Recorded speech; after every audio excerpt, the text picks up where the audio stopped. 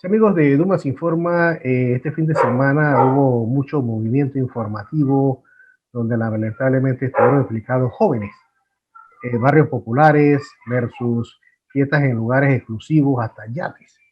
Vamos a conversar con el investigador social Gilberto Toro. Don Gilberto, ¿usted cómo observa este tipo de situaciones? Pareciera como que hay dos grupos, ¿no? En la realidad es así, ¿no? Pero usted cómo lo ve, hay dos grupos, uno de los que tienen recursos, otros de los que, bueno, son del pueblo, pero al final participan en actividades recreativas, para ponerlo de esta manera. ¿Usted cómo ve todo esto? Ok, gracias por la entrevista y la oportunidad.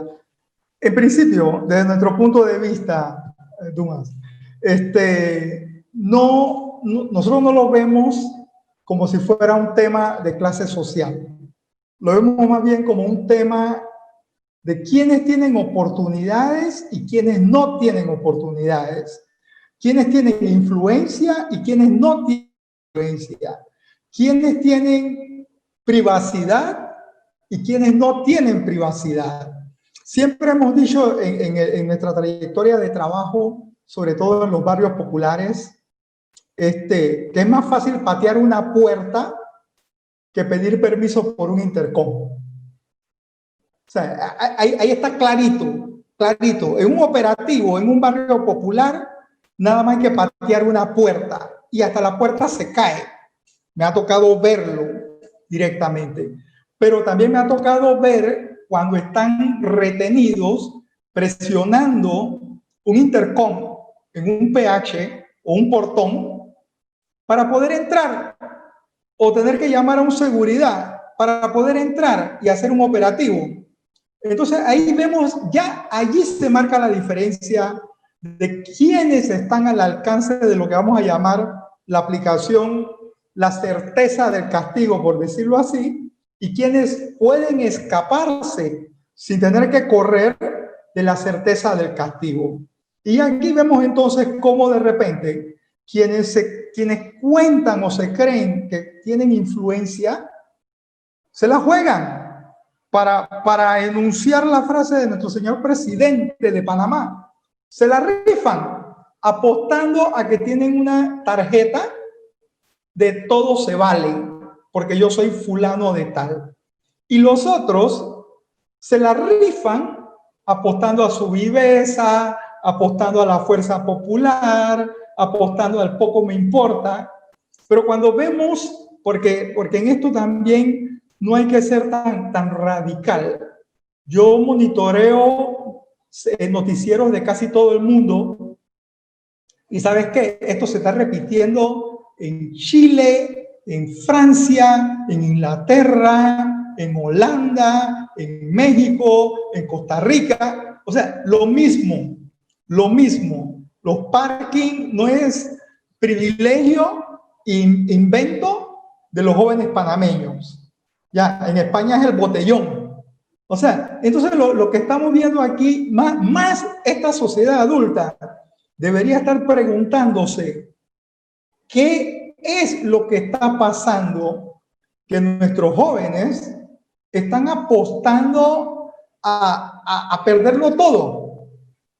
¿Ya? Están apostando con papá o sin mamá, están apostando a perderlo todo. O sea, aquí quiere decir esto, que no importa esa propaganda de que tu abuela se murió o está enferma, porque eso a mí no me va a retener para ir a mi reventón, a mi parking. Exacto. O quién es mi mamá, si mi mamá es fulana de tal, que por más transmisora de valores sea, eso a mí, a él como joven, no le dice nada. ¿Ya? Entonces, esos padres de esos muchachos, independientemente de su clase, ya, porque ninguno de ellos tiene padres que son de Júpiter, ya, esos padres son los que deberían estar haciendo, deberían estar así, cónchole, ¿qué hice mal? ¿Ya? Esto no es que si el gobierno está haciendo las cosas mal, no, ¿qué hicimos mal nosotros? Eso le iba a preguntar, señor Gilberto, porque todo el mundo dice, la culpa la tiene el gobierno. Todo el mundo dice así. Ajá. Sí, pero yo te digo una cosa, a mí el gobierno me tiene que cuidar. y a otros adultos tampoco. Entonces, no tenemos por qué nos tienen que cuidar. Yo parto de que yo me quiero, yo quiero vivir más tiempo, yo quiero estar bien. Y a mí ningún ministerio, ninguna autoridad me va a decir a mí, yo te voy a cuidar. No, yo me estoy cuidando porque yo me quiero cuidar. A mí nadie me tiene que decir cómo autocuidarme. ¿Ves? Lamentablemente, y esto es una observación bien clara, cuando aparece el supergobierno que dice, yo te voy a cuidar, yo me voy a partir en 4 pedazos por ti, yo voy a comprometer al país por ti, yo voy a buscar los recursos por ti, yo te voy a mantener. ¿Qué hace uno? Se cruza de brazos. Échate fresco, móntate en tu hamaca.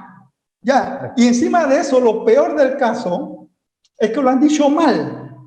Porque tú no le puedes decir a una persona, quédate en tu casa a pasar páramo. Quédate en tu casa, no salgas. Si sales te voy a entrar a palo. Ya. Pero a lo que pueden agarrar, ¿no? A lo que pueden agarrar. Al que pueden agarrar. Mientras otro dice, quédate en tu casa, pero como ese sí tiene contacto, influencia, lo que sea, ese sí ahorita mismo está en la playa, tomando sol. Mientras hay gente que ha estado encerrada y no ha visto los rayos del sol. Ya están cenizos. ¿Ya? Porque no toman sol. No han podido tomar sol. Entonces, cuando vamos a ver, y eso es para ponerlo todo en un solo paquete, ¿sabe cómo yo llamo eso?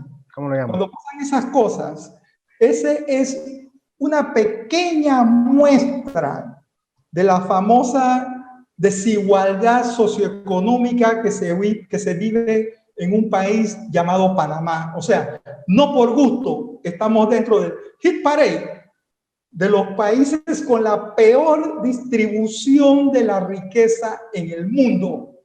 Así es. Ese galardón lo tenemos los panameños. Wow. Y cuando uno dice, obvio, hombre, esas cosas pasan porque vivimos en un país exageradamente desigual. Entonces no tenemos por qué sorprendernos. Exacto. Mientras sigamos teniendo ese estatus de desigualdad, vamos a seguir viviendo siguiendo este tipo de situaciones y viendo este tipo de escenarios. Oiga, don Gilberto, ya para finalizar, hay una palabra que ahora que lo estoy entrevistando, que me acabo de acordar porque usted siempre la maneja, ¿no? Jóvenes en riesgo social. Y uno siempre piensa que son los jóvenes pobres, los jóvenes del barrio, pero sin embargo los que hacen estas fiestas, eso están en riesgo social, ¿no? Por el tema de las drogas, si hablamos de eso. Sí, y lamentablemente es un concepto muy mal utilizado, muy mal utilizado, empezando que tenemos jóvenes vulnerables, en condición vulnerable, que son los que están expuestos a factores externos que ellos no lo ocasionan, ellos no lo generan, como por ejemplo el hambre, ¿ya? La falta de educación, la falta de cumplir con sus servicios básicos, agua, luz, ¿ok? Esos son jóvenes en condición vulnerable, que su desarrollo se ve impedido, su desarrollo óptimo se ve impedido por falta de esas condiciones. Están los jóvenes en riesgos. Los jóvenes en riesgo no se contempla ningún tipo de clase social. Los jóvenes en riesgo son los que están rodeados de todos los elementos, factores que como que inciden, presionan a que caiga, para hablar en buen panameño, ¿ok? A que caiga. ¿Y a qué me refiero? No es lo mismo vivir en un barrio donde no hay una bodega cuando vives en un barrio que tiene 10 bodegas. No es lo mismo vivir en un barrio donde al lado se vende droga cuando estás en un barrio que ni en toda la manzana no se vende ningún tipo de droga. O sea, los factores que están asediando, están ejerciendo presión sobre esa población que independientemente de su clase está siendo como rodeada. Pues, ok, ese es el riesgo. Y el de alto riesgo ya es el que está incidiendo en la situación.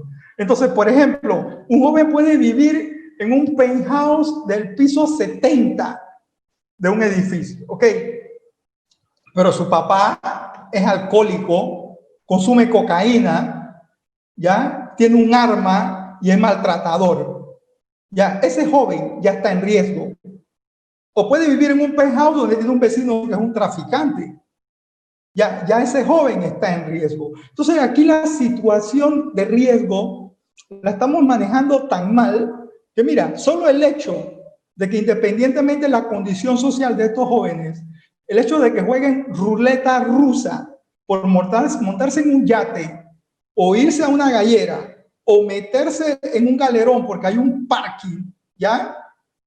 Eso te dice a ti el poco amor que se tiene a sí mismo y a sus padres y a su familia y a la famosa abuela de la propaganda.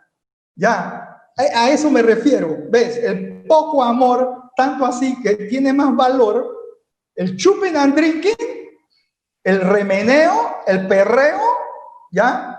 Que escuchar a la abuela, ¿ya? O pensar que él puede ser el asesino de su abuela contagiándola de COVID. Entonces, por ahí la cosa no va.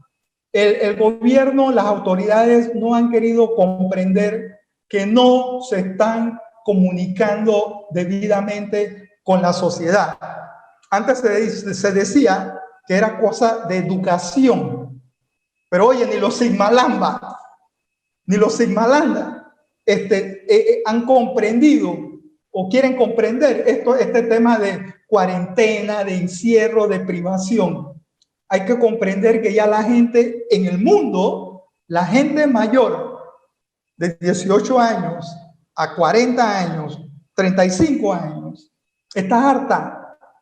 ¿Y sabe por qué? Porque la incertidumbre lo está matando. No COVID, la incertidumbre. ¿Sabe lo que es iniciar un año nuevo y pregúntale a cuántos de ellos cuál es su ruta, su hoja de ruta este 2021? Nadie sabe. No tienen idea. ¿Sabe por qué? Porque si tenían un plan de que iban a trabajar en un centro turístico, en un hotel, en un restaurante, en un hostal, no lo hay y no lo va a haber, porque el miedo y la inseguridad y la incertidumbre es superior. ¿Qué es lo que cree? ¿Qué se cree? Lo que hemos sido jóvenes, nos creemos superiores a los demás. Creemos que nunca vamos a envejecer. Creemos que eso no nos va a pasar a nosotros cuando estamos en esa edad. Entonces, nomás hay que ser empático y comprender exactamente que cuando una persona, como un joven, independientemente de su futuro, actúa como un suicida, es porque él está diciendo, yo no tengo nada que perder. Y está seguro que no va a perder. O sea, que están viviendo el momentito. No el momento, el momentito. Y si falla la cosa, bueno, mala suerte, dirá. Contradictorio. Eso de que ya viene la vacuna y viene la vacuna, eso no va a cambiar nada, porque el que se tiene que cuidar es uno, con vacuna o sin vacuna. Así es. Bueno, como no, oiga, muy interesante, agradeciendo como siempre a Gilberto Toro, investigador social, conversando con nosotros aquí en Dumas Informa. Gracias, don Gilberto. Gracias, a la orden. Hasta la próxima. Cómo no.